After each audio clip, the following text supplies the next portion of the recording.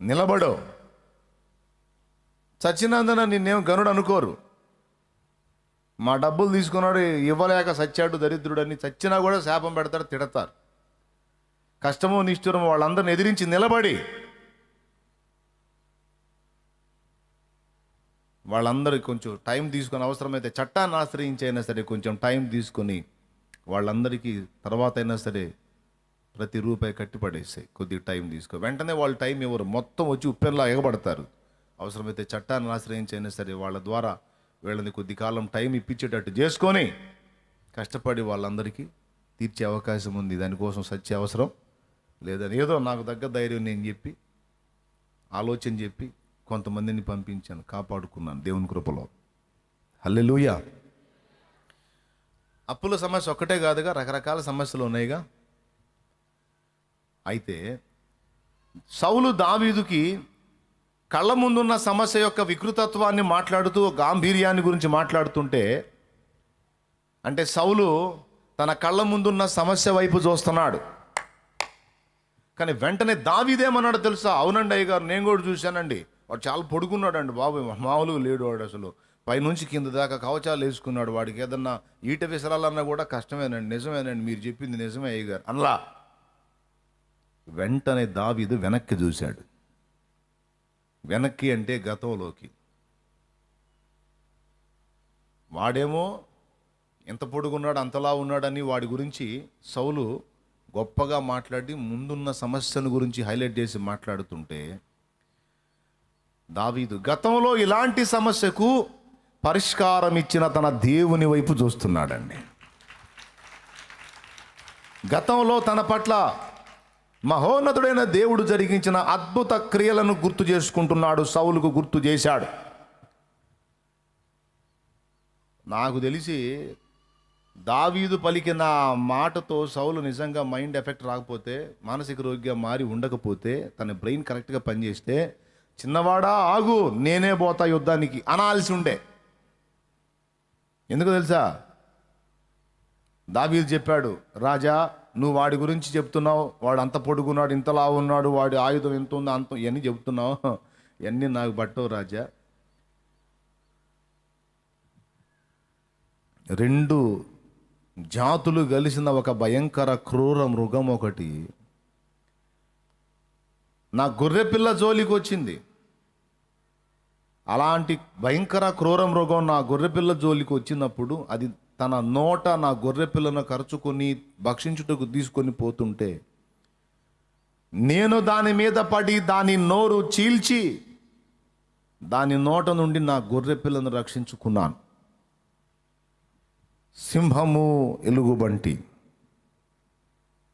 క్రూర జంతువు, భయంకర మృగం, అంత భయంకర మృగం నోరు చీల్చి దాని నోట నుండి నా గొర్రెపిల్లను కాపాడుకోవటానికి నాకు శక్తి ఇచ్చిన దేవుడు ఒకడు తెలుసు రాజా నాకు. ఆయన సైన్యములకు అధిపతి యెహోవా. ఆయన బలవంతుడు.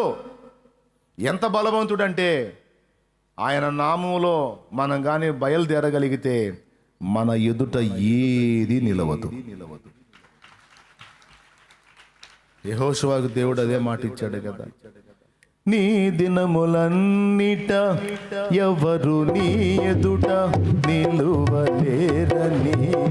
యెహోషువతో నీ దినములన్నిట ఎవరు నీ ఎదుట నిలువలేరని యెహోషువతో వాగ్దానము చేసినావు.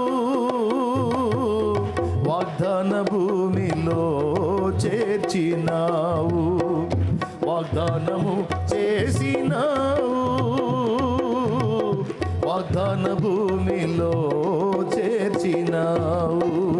సర్వోన్నతుడా నీవే నాకు ఆశ్రయ దుర్గము. సర్వోన్నతుడా నీవే నాకు ఆశ్రయ దుర్గము.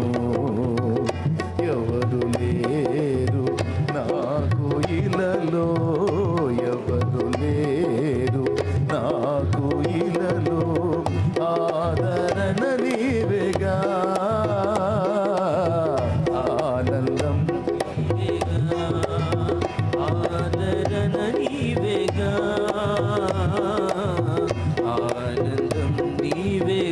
హల్లెలూయా. నా దేవుడిని గురించి నాకు ధైర్యం ఉంది రాజా. ఈరోజు నా కళ్ళ ముందున్న సమస్యను ఎదుర్కోవటానికి నేనేదో గందరగోళం అయిపోను. గతములో నా దేవుడు నాకు ఏ విధంగా సహాయపడ్డాడో వాటిని ధ్యానిస్తాను, వాటిని గుర్తు చేసుకుంటాను. నాకంతే చాలు. ఇంతకంటే ప్రమాదకరమైన పరిస్థితులు నా కళ్ళ ముందుకు వచ్చినప్పుడు, నా మీదికి వచ్చినప్పుడు, వాటన్నింటి నుండి కాపాడిన ఏ దేవుడు ఉన్నాడో నా దేవుడు, ఆయనే ఇదిగో ఈ ఘట్టంలో కూడా నాకు సహాయకుడు. చెల్లే, యేసుని ఎరిగిన నాటి నుంచి నేటి వరకు ఎన్ని రకాల అనుభవాల్లోంచి దాటించుకొచ్చాడు, ఎన్ని ఇబ్బందికరమైన పరిస్థితుల్లోంచి తప్పించుకుంటూ వచ్చాడు, ఆదుకుంటూ వచ్చాడు, ఆశ్చర్యక్రియ చేసుకుంటూ వచ్చాడు. చేయలేదా? అసలు దేవుని కార్యాలు అస్సలు నా లైఫ్లో ఏమీ చూడలేదనే వాళ్ళు ఎవరైనా ఉన్నారా? విశ్వాసం లేని వాళ్ళు? అమ్మో ఎంత మాట అన్నా, ఎన్నోసార్లు చూశానన్నా నా దేవుని కార్యాలు, నాకు చాలా అనుభవాలు ఉన్నాయన్నా అంటే చేయొద్దు. నిజంగా ఉన్నాయా? ఉన్నాయా? ప్రజెంట్ నువ్వు ఎదుర్కొంటున్నటువంటి సమస్యల విషయంలో నీవు విశ్వాసమందు స్థిరపడినట్లు, ధైర్యం తెచ్చుకున్నట్లు, విశ్వాసమందు బలము పొందునట్లు, నీవు గతములో ప్రభువు నీకెట్టి కార్యములు చేసను వెనక్కి తిరిగి చూసుకోవాలి. ఈ మాట దావీదు అన్నప్పుడు నాకు తెలిసి సౌలు నిజంగా విషయం గలవాడైతే రోషంతో లేచి, నిజమే కదా, గాడిదలు తోలుకోవడానికి పోయిన నన్ను పట్టుకొని రాజుని చేసి శత్రువుల మీద అనేక పర్యాయాలు నాకు జయమిచ్చాడు నా దేవుడు, సైన్యములకు అధిపతిగా యెహోవా శూరుడగు నా దేవుని ఎరిగి ఉండి నేనేంటి దద్దమ్మలాగా ఇక్కడ కూర్చున్నాను? చిన్నోడా, అవసరం లేదు, నేనే శత్రువు మీదకి వెళ్తా అని డింగ్మని మీసాలు తిప్పి వెళ్ళాల్సినాడు. ఏం లేదు, అక్కడే కూర్చున్నాడు. దావీదే వెళ్ళాడు. ఇక్కడ దావీదు నేర్పుతున్న పాఠం ఏంటంటే, గతంలోకి చూశాడు, ఆ కళ్ళ ముందు కనపడుతున్న సమస్యను చూశాడు, దాన్ని పరిష్కరించేటువంటి దేవుని వైపు చూశాడు. ఎందుకు దేవుని వైపు చూశాడంటే, గతంలో ఎన్నో గాఢాంధకారపు లోయ అనుభవాల్లోంచి దాటించుకుంటూ ఆయన తీసుకొచ్చాడు కాబట్టి. గాఢాంధకారపు లోయలలో నేను సంచరించిన దేనికి భయపడను. ఎంత ధైర్యం! దేన్ని బట్టి?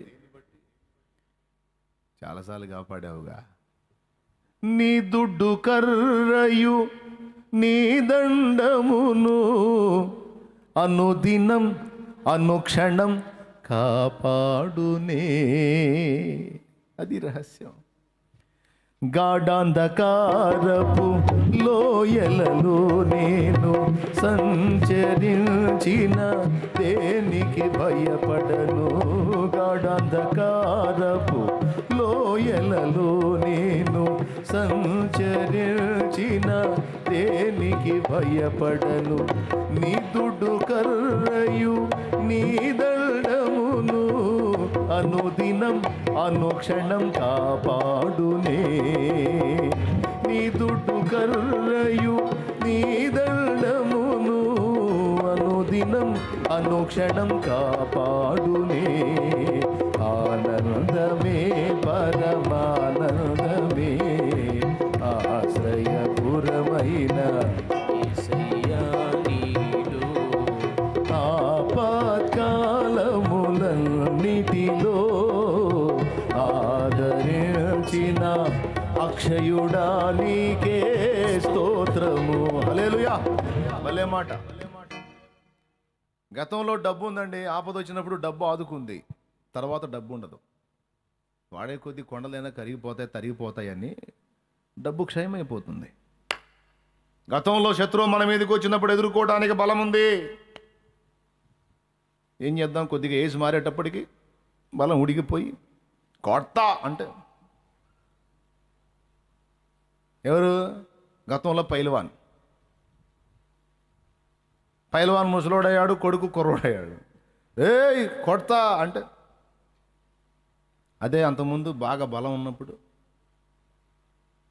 ఆ డైలాగ్ అంటానికి ఎవడికి గుండె లేదు, ఎందుకంటే ఇతనే పట్టుకొని బాగుతాడు. కానీ శక్తి క్షయమైపోయింది, భయం వచ్చేస్తుంది. అవునా? అలాగే కొంతమంది సపోర్టు చూసుకొని కొంతమంది విర్రవీగుతారు, తర్వాత ఆ సపోర్టు పోయింది, ఆటోమేటిక్గా బలహీనపడిపోతారు. డబ్బుని, మన సొంత బలాన్ని, సొంత జ్ఞానాన్ని, జనాన్ని, ఎవరిని మనం బలంగా ఆధారం చేసుకుంటే అవన్నీ ఒకనాడు క్షయమైపోయాయి. కానీ ఇక్కడ ఎప్పటికీ క్షయము గాని అక్షయుడగు వాడు నాకు తోడై ఉన్నాడు అన్నాడు.